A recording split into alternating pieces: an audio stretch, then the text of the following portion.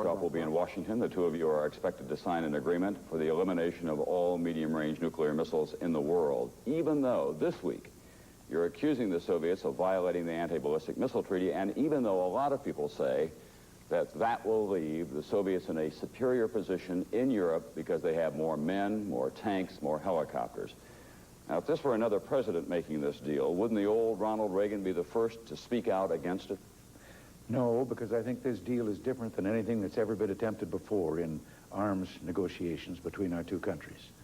For one thing, this is the first Russian leader, or Soviet leader, I should say, that has ever expressed a willingness to eliminate weapons they already have.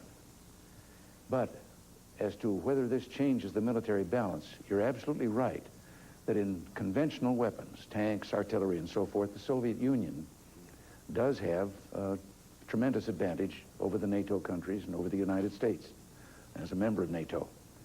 But there are still thousands and thousands of nuclear weapons, tactical weapons, battlefield weapons that can be fired from artillery and so forth that still exist.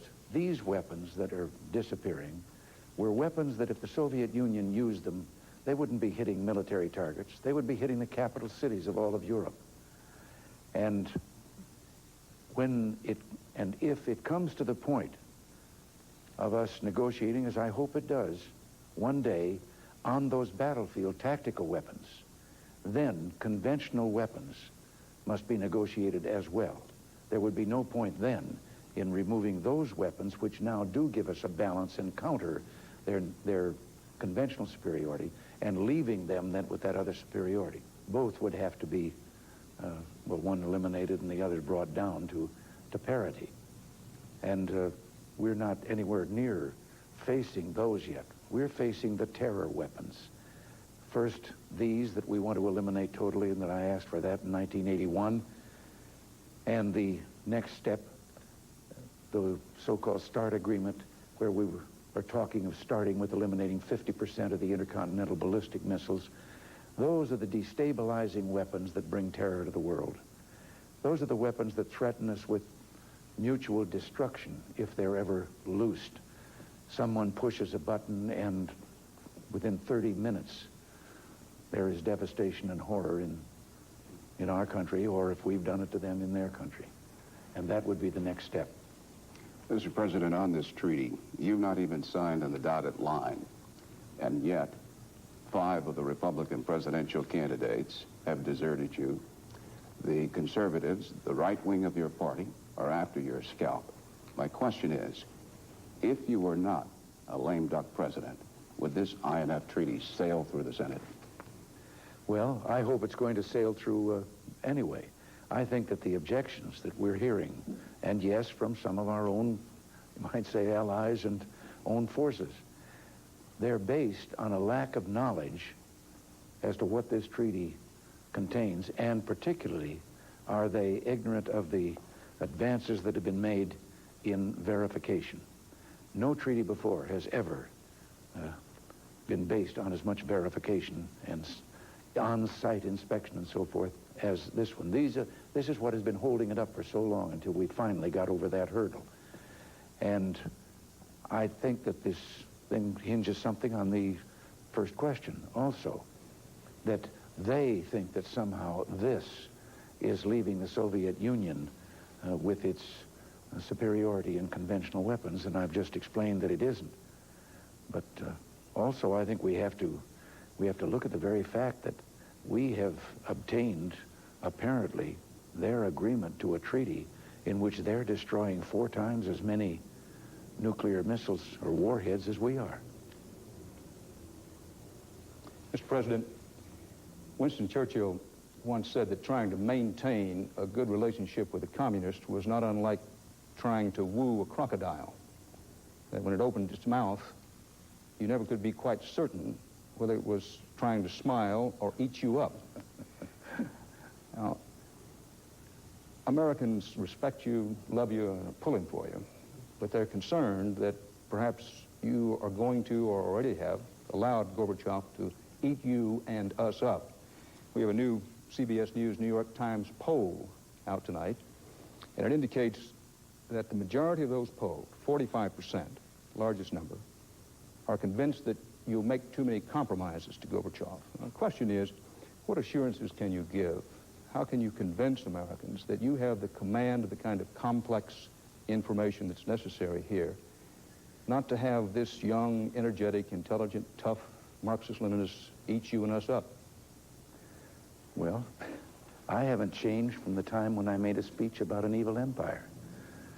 And I think I could sum up my own position on this with the recitation of a very brief Russian proverb. Doverяй, no proverяй. It means trust, but verify. And there would be no way that I could sign a treaty just to be signing a treaty and with my fingers crossed that everything was all right. This is why it is hinged on arriving at solid verification measures and their agreement to them. And I think that in the past there has been a willingness on some to just look on the bright side and accept a treaty so that they could say, look, we've signed a treaty, whether the treaty worked or whether it benefited us or not. And there's no way that I could do that. And I assure the people now that that will never happen. That's why I walked out of Reykjavik. In Reykjavik, we had come to an agreement on literally total nuclear disarmament, except that at the very last minute, they said it could only take place if we gave up SDI. That's when I came home. Mr. President, point of information, this is not a follow-up, but did I understand you correctly to say that you have not changed your mind from the time you described the Soviet Union as the, quote, evil empire? The Soviet Union has, back through the years, made it plain and certainly declared, leader after leader has declared his pledge that they would observe the Marxian concept of expansionism, that the future lay in a one-world communist state. All right, we now have a leader that is apparently willing to say, or has never made that claim, but is willing to say that he's prepared to live with other philosophies in other countries. But again, they say that doesn't mean that we take his word for that and sign a treaty. He alone may not be able to deliver on something of that kind. We'll sign a treaty, as I've repeatedly said here, when we are sure that that treaty is as beneficial to us as it is to them. And I would like to call your attention to the fact that in 1981, when I proposed the zero option of these intermediate weapons, they indignantly walked out of the negotiations and said they wouldn't be back. Well, they came back. And as a matter of fact, they came back and announced a 0-0 as their own idea. Now, I think that some of the people who are objecting the most and just refusing even to accede to the idea of ever getting under any understanding, whether they realize it or not, those people basically down in their deepest thoughts have accepted that war is inevitable and that there must come to be a war between the two superpowers. Well, I think as long as you've got a chance to strive for peace, you strive for peace. But you don't have peace and surrender. And there's no way that we're going to surrender. No way that we're going to sign a treaty that is not, as I say, to the benefit of all of us. Mr. President, in something of the same vein about Mr. Gorbachev, I think all our polls this week may show the same thing. The ABC News Washington Post poll shows, surprisingly, that Mr. Gorbachev's favorable rating in this country is only 4% lower than your own. He's made a strong impression. The other day when you were asked about difficulties with him, you turned it aside with something of a joke. You said you'd played with Errol Flynn. Can you give us a more serious assessment now of Mr. Gorbachev and how tough he is to do business with? Well, all of you in reporting my line about Errol Flynn, sort of skipped over what the young man had asked me. He had made it out that you'd all built up Mr. Gorbachev to the place that didn't I have some concern about sort of standing up there alongside him and being, well, he'd be the scene stealer and so forth, and that's when I couldn't help but say I co-starred with Errol Flynn, and so that's all that was about. But with regard to those poll figures, in polls I have to say, you have to know what questions are asked and how they're being asked, because our Dr. Worthland, that I think is finally the finest and on the record pollster in the nation, has just more recently taken a poll, and he found that 56% of the people in America support the treaty and SDI. And then when they heard his interview and him admitting that they too were working on an SDI, that figure went up to 71% of the American people want strategic initiative, defense initiative. So. Mr. President, we learned again this week that Mikhail Gorbachev has a very hard-line view about human rights in his country and a very distorted view about the human rights equation in this country. Mm-hmm. He seems not to understand firsthand the depth of feeling in America and even in his own country about the need for people to have freedom to come and go as they please, to live in dignity. Could you not bring that feeling to him by inviting some refuseniks to the state dinner next week so that when he is your guest, he can meet them firsthand? Well, I'm sure that there are going to be a number of people at that dinner who have different views from him. Whether that's the place, though, for what you're suggesting, I don't know. But I do know this, that we've talked all this time here on disarmament and virtually this single treaty. But that is only one of the four major courses that we're going to be discussing with him, as we have on all the other occasions. And that is human rights, one of them. And we have made some headway. There has been an increase. A number of the so-called refuseniks who have been allowed to come to this country have been requests by us by name, in which we have named individuals that have come to our attention. And but we've got to go further, what you first suggested there. We've got to make them see that the full human rights, the rights that they agreed to in the Helsinki Pact, have got to be observed. The right of people to live where they want to live.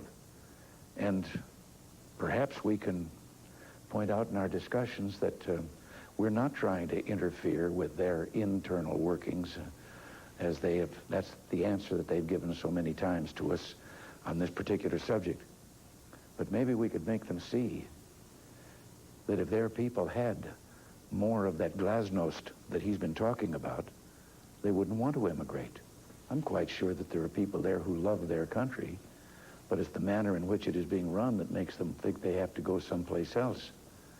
But what, for example, how much emigration on the basis of religious beliefs would there be if they would simply repeal the restrictions that they've imposed on various religions and admit that people can believe in God and worship God in their own way, whatever their denomination might be? And as a matter of fact, people who have been there and people who have a reason to know, not just tourists, have said that there is a growing desire on the part of the Soviet people for the right to worship. And maybe in all of our meetings, maybe we could help him understand that and help him get his glasnost. Part of the problem on human rights, it seems to a lot of people, is that we have no effective pressure on them, no linkage. And you have been talking here again today about the need to reduce long-range missiles by 50%. Plainly, Gorbachev is interested in that. If you can work out an accommodation on SDI, the Strategic Defense Initiative, and work your way toward a 50% reduction in long-range missiles, Would you sign that if there were no measurable, significant progress as well in human rights by a set standard?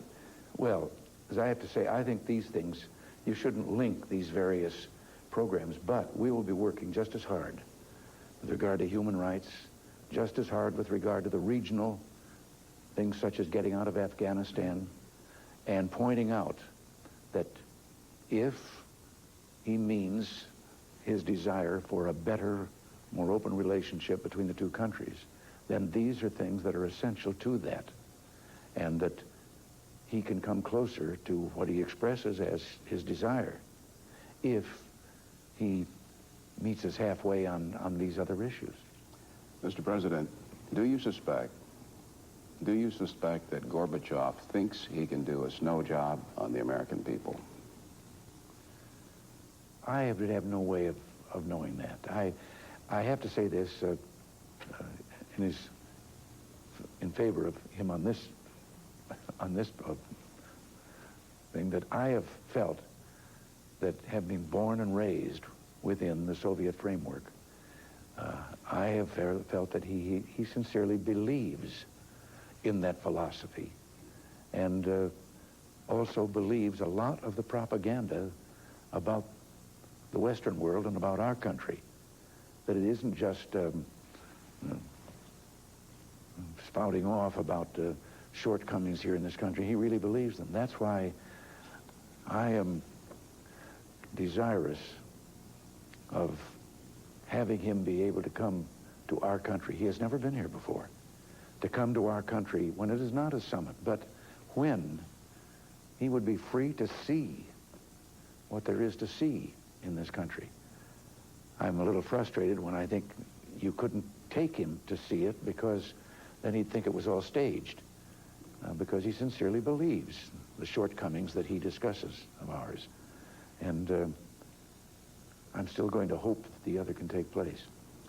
Because arms control is such a crucial part of your legacy, INF here in Washington, possibly, a START agreement in Moscow. If you do not go to Moscow next summer, given your legacy, will it break your heart? Well, I think I'd stop short of that, but I'd be very disappointed. And I just don't think it's going to happen. I think that we're going to have a meeting in Moscow, and I think there is a reasonably good chance that we will make another gigantic step forward in the elimination of nuclear weapons. Mr. President, you said that you watched Tom's fascinating interview with Mr. Gorbachev the other evening. Yes. Would you assess for me your personal opinion of his truthfulness when he talked about Afghanistan and the extent and causes of anti-Semitism in the Soviet Union? Well, as I say, I have to believe that he believes their own propaganda. He grew up with this and hearing this. You believe that he believes that he has 115,000 troops in Afghanistan committing genocide almost daily simply because they were invited in there? Well, you must remember that there were other leaders under which this happened. He inherited that. And those leaders are the ones who had created the puppet government. Now, whether he knows that, to what extent they did that or not, I don't know. But I'm quite sure, on the other hand, that he feels comfortable with the idea that if they left Afghanistan, that there would be a government similar to the Eastern Bloc nations in Afghanistan, not necessarily a government that was chosen by the people of Afghanistan. Well, on our side, our job is to make him see that not only must their troops leave Afghanistan, but that the people of Afghanistan, just as the people of Nicaragua, must have the right to determine the government that they're going to have in those countries, and not simply accept the present stooges for the communist world. There's a lot of talk, Mr. President, about you facilitating a Soviet withdrawal from Afghanistan. Would you, for example, make a commitment not to supply the anti-government forces for a year if the Soviets committed to get out of Afghanistan within that period of time? I don't think we could do anything of that kind, because the puppet government that has been left there has a military. And it would be the same as what I'm arguing about with regard to the freedom fighters in Nicaragua. You can't suddenly disarm them and leave them prey to the other government. And this is P-R-E-Y, not P-R-A-Y. That they, no. The people of Afghanistan must be assured of the right of all of them to participate in establishing the government they want. And that requires more than just getting his forces out of there. But I think that, I think we have to look at one other thing here. You spoke of the need for pressure sometimes to get some of the things we want. The pressure on him is that, and on the Soviet Union is, that that great military power in some almost 8 years has been unable to overpower the freedom fighters there. They're fighting on literally even terms, and it must be quite an embarrassment. Another question, sir, about withdrawal. You're very up about the INF agreement.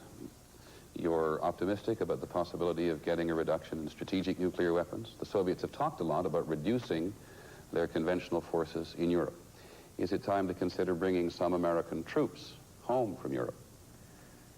Well, not at a time when we already are outweighed by the opposition. That would come as part of an agreement if you were coming down to parity, so that there would not be anyone with a great superiority. And so no, they would have to come down quite a ways by themselves before they would reach our level. I think if you look at the figures on tanks, mechanized warfare, artillery pieces, they outnumber the NATO forces by as much as 3 times as many weapons in those fields as NATO has. Mr. President, there is some feeling, as I'm sure you're aware, that you're eager to make this arms control deal in part because you need a political victory, especially after the Iran-Contra affair. There is some unfinished business. There are some open questions around Washington and the country. One of the principal ones is that if Colonel North and Admiral Poindexter are indicted, would you pardon them? That's a question that I don't think anyone should try to answer at a time like this. You tempt me into remarking something about the Iran-Contra affair. I refuse to believe that accepting a request from individuals not in the government or not government forces of Iran to discuss the possibilities of a future government of Iran having a better relationship with the United States, that it was a scandal for me to accept that invitation and have some people make contact with them. And but it went a lot deeper than that, Mr. President. It was not just the initial contacts about future relations. There was money diverted, and there was, as you know... I'm the one that told all of you that there was money diverted, and I didn't know it until after that leak in a paper in Beirut exposed the meeting we were having. We were having a covert operation there because we didn't want to cause the death of the people who had wanted to talk to us. Mr. President, in 1980, George Bush was put under a ticket. It was a shotgun marriage. Is that one of the reasons why now you can't find the will to embrace him, to endorse his candidacy? Some people say if you don't speak out, in effect, it'll be the kiss of death. No, I think most people would overlook then that the president is really the titular head of the party, of his party, whichever party he belongs to. And therefore, while it is a party choice that must be made as to who a nominee is, had to be this way when I was a governor. I have to be this way when, as president. But I can only tell you that whichever individual the party chooses, I will wholeheartedly support them as obviously the best choice for this office, having viewed the candidates of the other party. But I can say this, the vice president, I think, has been the finest vice president in my memory in this country. He has participated in all the major operations that I had that belief when I came here, and I'd had it when I was a governor with a lieutenant governor, that it isn't someone just sitting there waiting to see if you get up in the morning whether they've got another job. He's an executive vice president. He's a major part. He's one of only 2 of us that are chosen by all the people in this country for the jobs that we hold.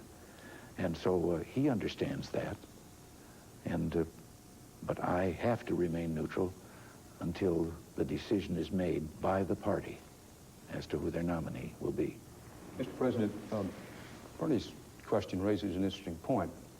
Vice President Bush has said a number of times that he gave you some counsel about the secret shipment of some of our best missiles to the Ayatollah and sending the Ayatollah a birthday cake and that whole thing. But he hasn't said what it was. Don't you feel, or do you feel, that the American people are entitled to know, given the fact that Vice President Bush wants to be president, what that advice was, and will you tell us? Well, Dan, George and I, not every Thursday now, but for several years every Thursday until this campaign got underway, we have lunched together, just the 2 of us. And we discuss, as you can imagine, all the things that are going on and so forth. And he does not hesitate when I ask to give me his opinion on something. But here again, you've tempted me into another direction, because again, that misunderstanding out of the Iran-Contra so-called affair, that missiles to the Ayatollah, the people that contacted us from Iran, the people we were dealing with, if the Ayatollah found out, they'd be dead before nightfall. We weren't dealing at all with the Ayatollah. Now, I think he's as big a Satan as he thinks I am. And the weapons, this came as a request from those individuals that if we could do that, first of all, it would assure them that the people they were dealing with, surreptitiously, were speaking for the government, had some standing here in our country, and also if they could provide those to the military, not to the Revolutionary Guard, to the military, it would give them the prestige. The thing that's been overlooked in all of the examinations was that when all of that was happening, virtually every day, you and others in the press were commenting on how long the Ayatollah was going to live. It sounded as if he wouldn't be around by the next week. And there was factionalism rising in Iran as to who then was going to take over. Well, this is what this operation was about. These people were an element that wanted to have the kind of government that we once were closely allied to in Iran. And this was why we started doing business with them. Now, when they asked for that token shipment of arms to verify and so forth our credentials, we turned around and cited that we didn't go along with governments that supported terrorism. They made it pretty plain they didn't support terrorism either. And we then, or I said, well, all right, let them prove their good faith if we do this in using whatever influence they have to see if they could get those terrorists to release our hostages. Never at any time did we view this as trading weapons for hostages, because we weren't doing anything for the kidnappers, and but we knew someone that evidently might have an ability to open a door, and they did get 2 of them out. And when the news broke that blew the whole thing over, we were expecting 2 more in the next 48 hours that are still President, hostages. respectfully, But now, your question... I want to give way to Peter. Well, let me just finish, and then I will quick here. But what you said about George, I don't think it would be right for me to discuss what his position was and things, but there was a disagreement among our people that not that I was trading arms for hostages, but that if it became known what we were doing, it would be viewed as that. And those individuals were absolutely right, because everybody has viewed it since and misconstrued it as that we were trading as a ransom hostages for... I'd love to talk more with you about it, but we're short of time, and I want to give way to Peter. My last question, I think a lot of people's minds, sir, is about the dollar. You said not too very long ago that the dollar had fallen as far as you thought it should go, and it continued to fall. What would you like to say or do now to stop it from falling further? Well, I don't think we've I don't think we've done anything to contribute to its falling further. It isn't a case of where sometimes in the past, when it was certainly overpriced, that we have made efforts to balance it up. I've often wondered sometimes, they keep talking about the government or the dollar falling, or is it that maybe some of those foreign currencies that were way below value have come up to where they properly should be. But it is fluctuating, and we're interested in stabilization. And I think that some of the things that we've done are leading and have led to that. A sudden surge of cutting interest rates in some of our trading allies abroad did have the effect again of making the dollar fall, but that was their doing, not ours. Mr. President, covered some ground, more to cover. We'd like to thank you very much for joining us. Well, thank you. Thank you.